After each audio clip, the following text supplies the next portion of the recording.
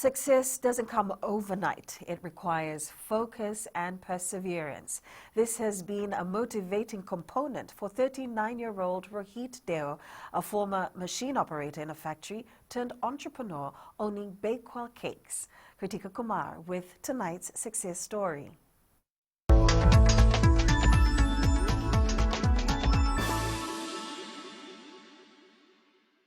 Born and brought up in Lambasa, Deo says he never dreamt of running a bakery.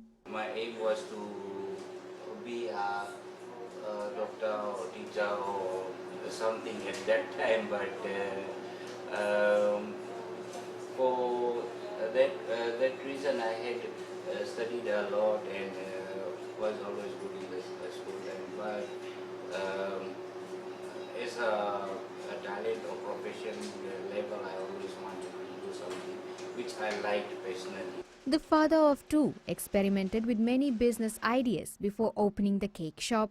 I had to really aim for it, but my aim was for one thing, but in the meantime I owned a taxi business and so many businesses before coming in this business, but my aim and my role for this baking and this love for opening our own cake shop was my future dreams, which is successful now. After working in a baking factory, Deo was inspired to do something on his own, and he overcame many challenges to reach his goals in life. At that time, the market for cakes was not that in demand for the people. Like the culture of cake was not so much.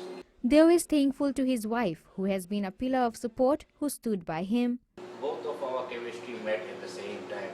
Since I took over the production side, she took over the sales side, marketing side. So it just, our combination was, I think, good for our business.